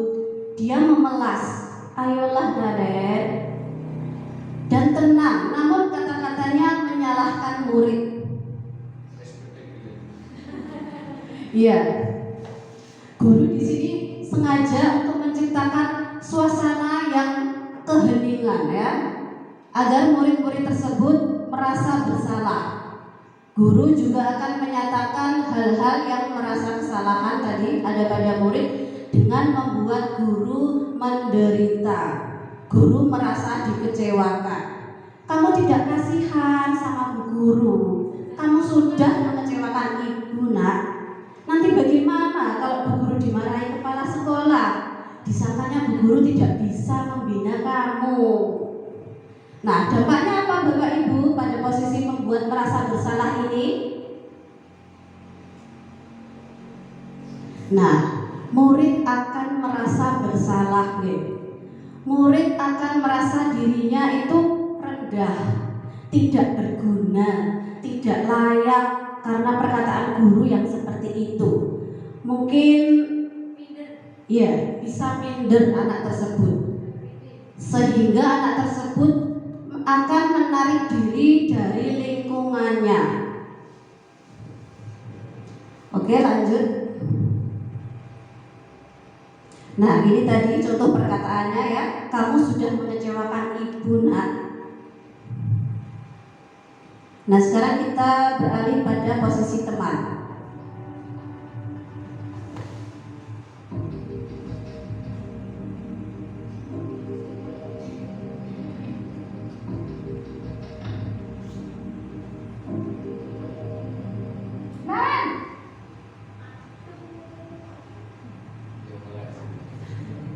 Selamat pagi Bu. Wah, sudah jam berapa ini Nak? Terlambat lagi ya sayang. Iya Bu, habis ibu saya lupa bawa saya Bu. Kamu malah menyalahkan ibu kamu. Kamu bukannya anak yang larinya paling kencang. Kok terlambat sih? Iya Bu, saya memang terlambat bangun tadi. Jadi biarpun saya lari kencang, tetap nggak tersenja Bu. Ya sudah sana. Nanti lain kali larinya lebih kencang lagi ya. Biar gak terlambat lagi. Bikin senang ibu. Demi ibu. Bisa kan? Bisa lah Bu. Ya sudah sana masuk kelas. Ibu beresin urusan absen kamu. Kamu ini ada-ada saja. Nah, Bapak Ibu, dari posisi teman tadi, Pak Jun bilang bahwa beliau sering menerapkan posisi teman ini ya Pak Jun. Sebenarnya posisi teman ini positif, karena dengan posisi teman ini murid akan lebih akrab dengan gurunya. Suara guru di sini akan ramah, cenderung bersenda gurau untuk menghangatkan suasana. Nah, murid juga akan merasa senang, aman, dan akrab dengan guru. Namun posisi teman ini ada juga dampak negatifnya. Dampak negatifnya apa Bapak Ibu? Murid akan merasa ketergantungan. karena guru sering memberikan bantuan. Iya nak, nanti Bu Guru bantu bereskan ya pekerjaan kamu. Nah, murid tidak akan bisa mandiri karena mengandalkan guru tersebut dan tidak bisa berpikir untuk dirinya sendiri. Murid akan berperilaku baik hanya dengan guru tertentu. Mungkin hanya akan berlaku baik dengan Pak Jun saja, belum tentu bisa berlaku baik dengan saya. Nah, ini contoh perkataannya. Lakukan demi Bapak atau Ibu nak.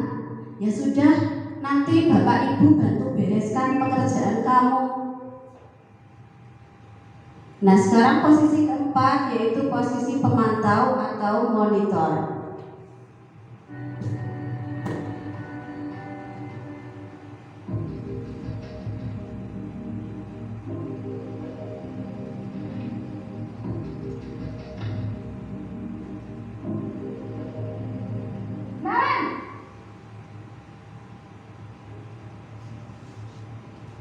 Selamat pagi Bu. Nah Ren, apa peraturan sekolah kita tentang jam berapa kita harus masuk sekolah nak? Kita harus di sekolah jam 7 Bu. Iya betul, sekarang sudah jam 7.20. Kalian sudah tahu konsekuensinya jika terlambat hadir? Paham Bu, saya harus tinggal kelas pas jam istirahat selama 20 menit. Iya benar, konsekuensinya demikian. Jadi nanti jam 9.30 pas istirahat, kamu harus tinggal di kelas, kerjakan tugas tambahan untuk ketertinggalan kamu, ya? Baik Bu.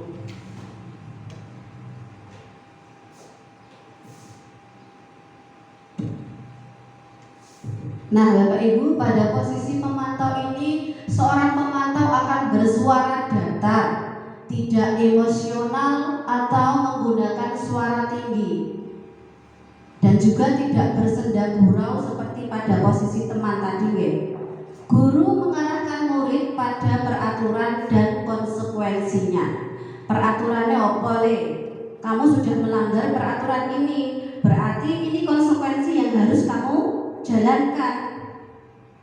Karena kamu sudah terlambat datang ke sekolah 20 menit, nanti ketika jam istirahat kamu harus tinggal di kelas selama 20 menit untuk mengerjakan tugas ketertinggalan kamu. Nah, posisi pemantau ini juga menunjukkan bahasa tubuh dan ekspresi wajah yang datar dan cenderung formal ya. Nah, dampaknya apa? Murid akan menghitung konsekuensi dan hadiah tanpa memahami nilai kebajikan yang dituju. Nah, nanti kalau saya mematuhi peraturan ini, nanti saya dapat hadiah apa Bu? Nanti saya dapat stiker bintang berapa Bu? Tanpa memahami nilai-nilai kebajikan yang dituju dari peraturan tersebut. Contohnya peraturan datang ke sekolah tepat waktu. Apa Bapak Ibu nilai-nilai kebajikan yang dituju dari datang ke sekolah tepat waktu ini?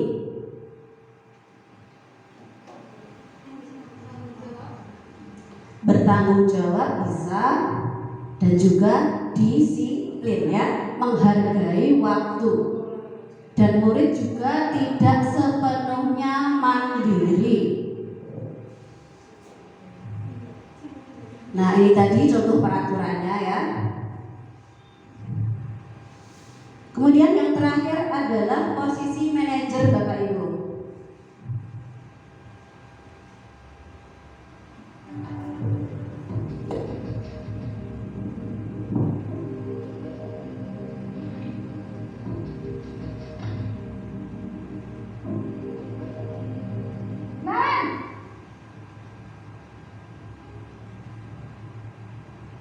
Selamat pagi Bu.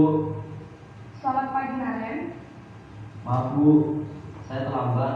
Iya, sekolah masuknya jam 7, sekarang sudah jam 7.20. Jadi sekarang bagaimana ini Naren?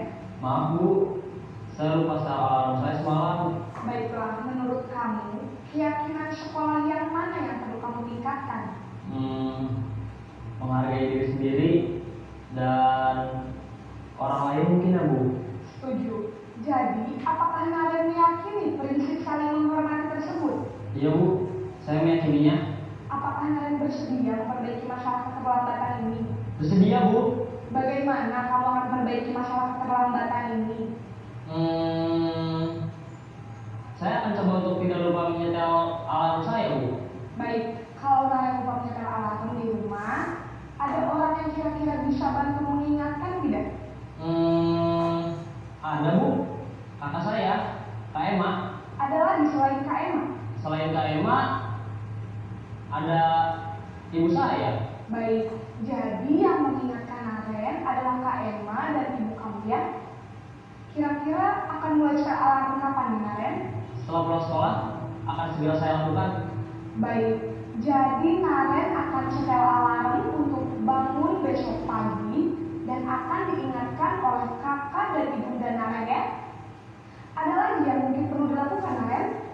Agar tidak terlambat bangun lagi. Tidak ada Bu. Baik Naren, terima kasih untuk kerjasama kamu. Sekarang kamu perlu kembali ke kelas untuk belajar. Baik Bu, terima kasih. Nah, Bapak Ibu bagaimana setelah menyaksikan video posisi kontrol manajer ini? Apakah Bapak Ibu sepakat kalau posisi kontrol manajer ini dapat kita terapkan di lingkungan sekolah kita? Sepakat ya? Nah, pada posisi manajer ini suara manajer netral, tidak emosional seperti pada posisi kontrol penghukum, tidak juga terlalu ramah seperti pada posisi teman, dan juga tidak bernada tinggi. Guru akan mengajukan pertanyaan-pertanyaan bermakna agar membuka pikiran murid, agar murid dapat berefleksi. Guru membimbing murid untuk dapat menyelesaikan masalahnya sendiri. Jadi pada posisi manajer ini solusi dari permasalahan itu datang dari murid, bukan guru yang menentukan kamu harus ini, kamu harus itu. Bukan ya. Jadi murid sendiri yang menemukan solusi untuk menyelesaikan masalah keterlambatannya. Di sini guru hanya membimbing atau menuntun. Nah, memiliki sikap disiplin yang positif. Dengan kita menerapkan posisi manajer, murid akan lebih mandiri. Dia akan bisa bertanggung jawab atas perilakunya dan mampu menyelesaikan masalahnya sendiri ya. Nah, dampaknya apa Bapak Ibu? Murid akan mandiri ya, seperti yang saya bilang tadi. Murid juga akan percaya diri dan mampu menyelesaikan masalahnya. Nah, contoh perkataan yang diucapkan pada posisi manajer ini, apa yang kita yakini nak? Apa kamu meyakini hal tersebut? Kalau kamu meyakininya, maukah kamu memperbaikinya? Kalau kamu memperbaikinya, jadi kira-kira hal tersebut akan menggambarkan apa tentang dirimu? Nah, sebisa mungkin kita sebagai guru dapat mencapai posisi manajer ini. Kita terus belajar. Mungkin selama ini kita menggunakan posisi teman, kemudian posisi manajer dan juga pemantau, itu dampaknya akan positif Bapak Ibu bagi kita. Namun jika kita menerapkan posisi kontrol penghukum dan pembuat rasa bersalah, ini akan menciptakan identitas gagal pada murid kita, karena murid kita sudah berbuat kesalahan dan mendapat hukuman. Baik Bapak Ibu, Sudah jelas ya dari 5 posisi kontrol ini? Kita akan lanjut pada materi berikutnya, yaitu segitiga restitusi. Apakah Bapak Ibu pernah mendengar istilah segitiga restitusi ini sebelumnya? Belum ya? Jadi apa yang dimaksud restitusi tadi? Nah, restitusi adalah proses menciptakan kondisi bagi murid kita untuk memperbaiki kesalahannya sehingga mereka bisa kembali pada kelompok mereka dengan karakter yang lebih kuat. Jadi tujuan dari restitusi ini agar murid bisa jujur pada diri mereka sendiri. Murid dapat mengevaluasi diri sehingga mereka dapat menerapkan disiplin positif Bapak Ibu berdasarkan dorongan dari dalam diri, bukan karena dorongan dari orang lain, dan mereka mampu menghargai nilai-nilai kebajikan universal. Nah, tadi nilai-nilai kebajikan universal sudah dijelaskan ya sama Bu Endang. Nah, kemudian kita amati Bapak Ibu pada gambar segitiga restitusi. Sebenarnya segitiga restitusi ini merupakan langkah-langkah atau tahap-tahap yang dapat kita lakukan untuk menangani kasus indisipliner pada murid kita. Nah, coba kita perhatikan pada bagian dasar segitiga. Tahap pertama itu adalah menstabilkan identitas, dan yang kedua validasi tindakan yang salah atau validasi kebutuhan, dan yang ketiga adalah menanyakan keyakinan. Nah, Bapak Ibu, berikut ini ada video seorang guru yang melaksanakan segitiga restitusi. Kita dapat menerapkan segitiga restitusi ini setelah kita menyaksikan video berikut ya.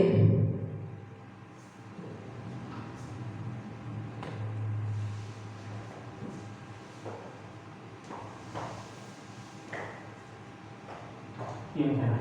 Iya Pak. Sudah lama nggak ketemu Sarah? Kenapa hari ini ada di sini? Kesel Pak, kesel banget. Masa aku dikatain tukang fitnah Pak? Ya aku marah lah. Aku balik katain mereka di depan kelas. Kesel banget. Oh begitu. Ya pasti kamu marah dan kesal.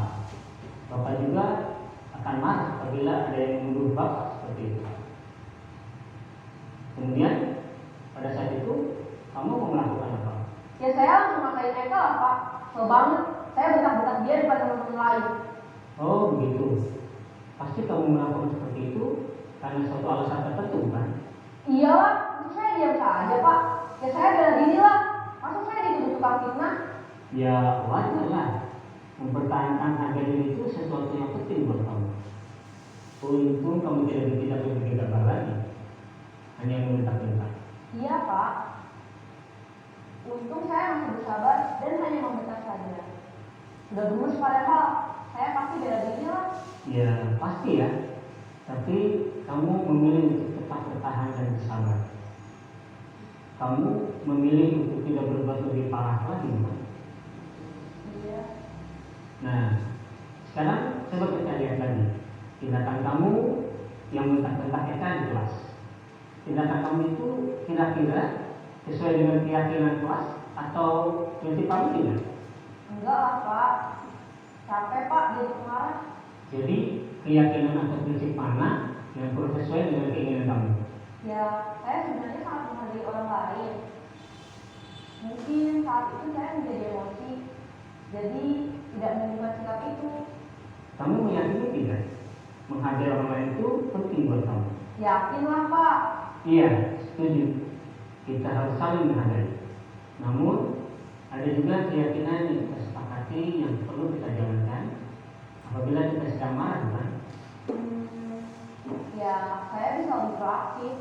Mulai dengan diri sendiri. Saya bisa jadi lebih sabar, mengambil waktu jeda untuk berpikir. berpikir mau apa selanjutnya. Kira-kira kamu bersedia memperbaiki masalah ini tidak? Bersedia, Pak. Kalau kamu memperbaiki masalah ini, kamu akan menjadi orang seperti apa? Saya akan menjadi orang yang bertanggung jawab kali ya, Pak. Dan senantiasa proaktif. Iya. Menurut kamu, bagaimana rasanya menjadi orang seperti itu? Ya nyaman lah. Bangga bisa bersabar dan menahan diri. Baiklah kalau begitu. Yuk kita pikirkan bagaimana memperbaiki masalah ini.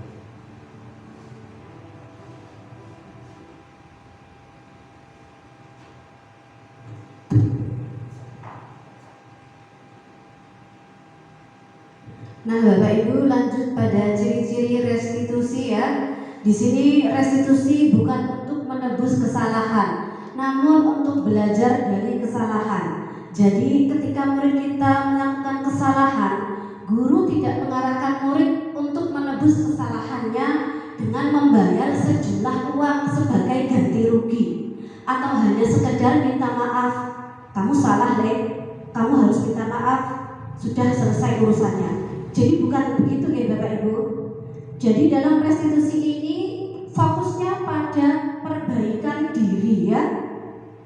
Fokus dalam menemukan solusi untuk menyelesaikan masalahnya. Nah, restitusi di sini memperbaiki hubungan. Tentu saja hubungan antara korban dan orang yang berbuat salah. Restitusi adalah tawaran, bukan paksaan. Jadi ketika murid kita berbuat salah, guru tidak langsung memaksakan.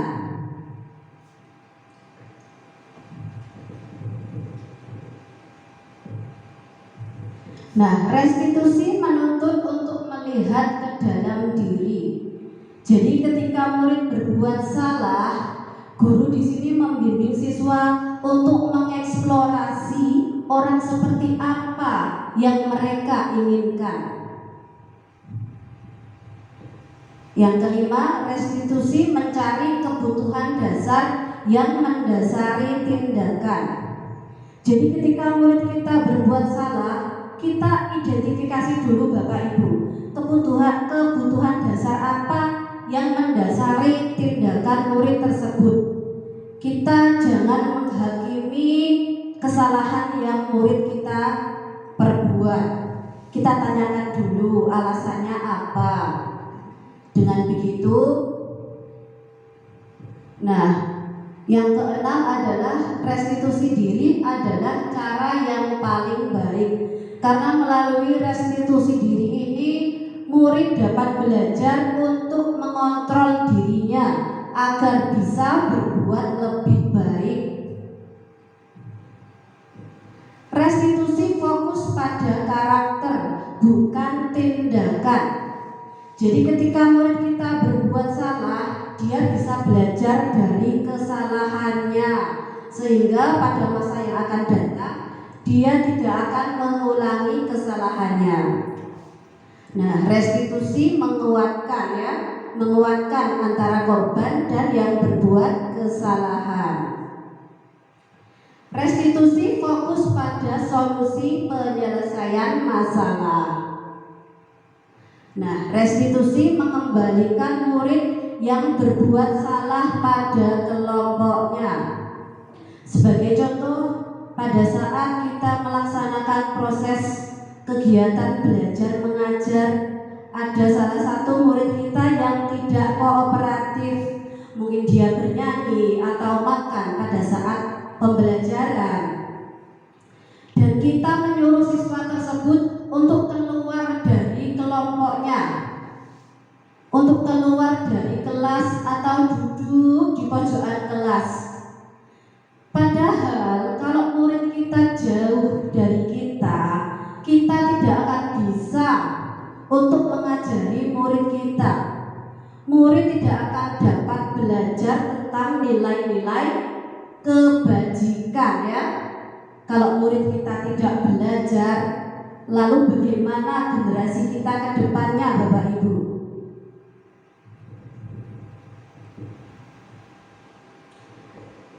Nah, tahapan segitiga restitusi yang pertama tadi adalah menstabilkan identitas. Tujuannya adalah untuk membuat anak yang merasa gagal karena berbuat salah menjadi positif terhadap dirinya. Jadi ketika murid kita berbuat salah, dia itu masih emosi, Bapak Ibu.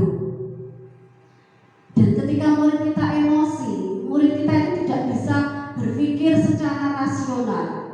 Sehingga tugas kita adalah menenangkan dahulu murid kita. Kita bisa mengucapkan, berbuat salah itu tidak apa-apa nak. Tidak ada manusia yang sempurna. Saya juga pernah melakukan kesalahan seperti itu. Kita bisa menyelesaikan ini. Bapak atau ibu tidak tertarik mencari siapa yang salah, tapi bapak atau ibu ingin mencari solusi dari permasalahan ini. Kemudian tahap kedua adalah validasi tindakan yang salah. Jadi setiap tindakan yang kita lakukan pasti ada alasannya, Bapak Ibu, yaitu untuk memenuhi kebutuhan dasar. Nah, menurut teori kontrol, semua tindakan manusia baik atau buruk pasti memiliki maksud atau tujuan tertentu. Nah, contohnya, padahal kamu bisa melakukan yang lebih buruk dari ini ya. Kamu pasti punya alasan mengapa melakukan hal itu. Kamu patut bangga pada dirimu sendiri karena kamu telah melindungi sesuatu yang penting buatmu. Jadi ketika murid kita ada masalah karena orang tuanya itu diolok-olok namanya, pasti murid akan membela harga diri orang tuanya. Dia tidak akan menerima karena dia berusaha untuk melindungi sesuatu yang penting buat dia. Kemudian kamu boleh mempertahankan sikap itu, tapi kamu harus menambahi sikap yang baru. Nah, tahap ketiga adalah menanyakan keyakinan ya. Jadi kita harus buat dulu Bapak Ibu keyakinan kelas kita.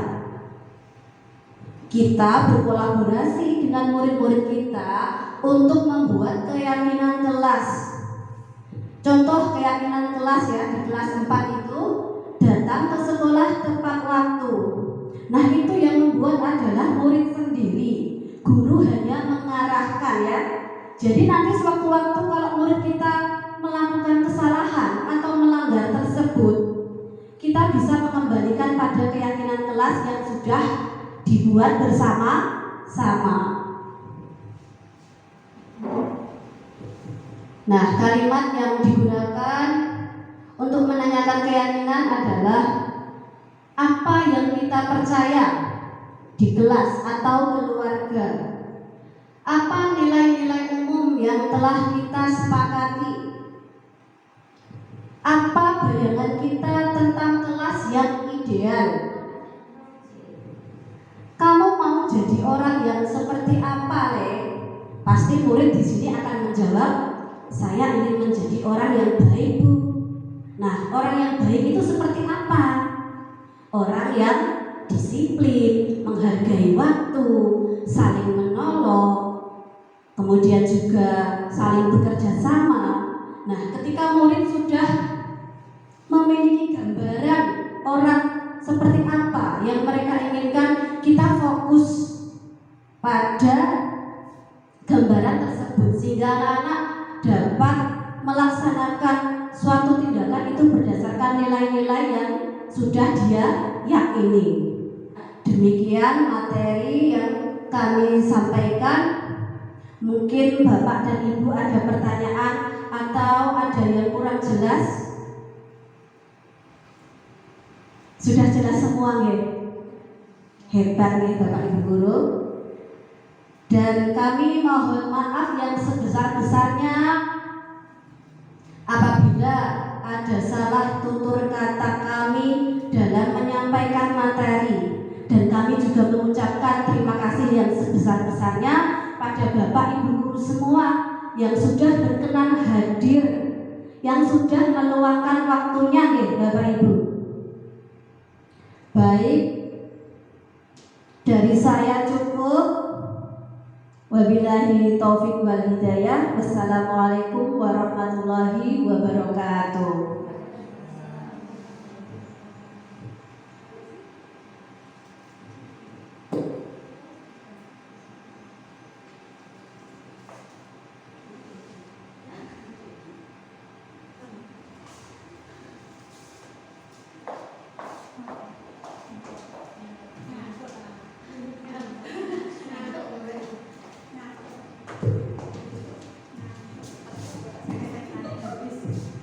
Bapak Ibu, saya mau menambahkan sedikit dari apa yang sudah saya dan Ibu Santi sampaikan pada siang hari ini. Saya hanya ingin melakukan refleksi sedikit Bapak Ibu terkait dengan materi tentang budaya positif pada siang hari ini. Dari pertama tadi yang sudah kita pelajari adalah ada perubahan paradigma Bapak Ibu. Jadi mari kita mengubah paradigma kita, mengubah cara pandang kita, pola pikir kita dari paradigma stimulus respon menuju pada pendekatan teori kontrol.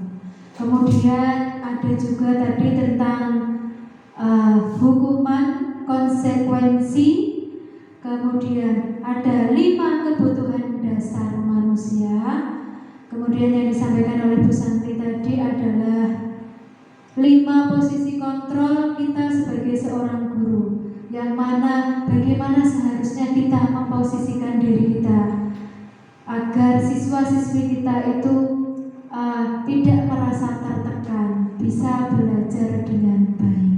Dan yang terakhir adalah tentang segitiga restitusi dan intervensi 30 detik yang merupakan cara untuk menyelesaikan masalah. Jadi Bapak Ibu, jika di antara siswa-siswi kita ada yang melakukan suatu kesalahan atau berbuat kesalahan, bagaimana seharusnya kita menyelesaikannya? Salah satunya yaitu dengan menggunakan segitiga restitusi. Demikian, terima kasih Bapak Ibu. Semoga ilmu kegiatan pada siang hari ini membawa manfaat bagi kita semua. Terima kasih.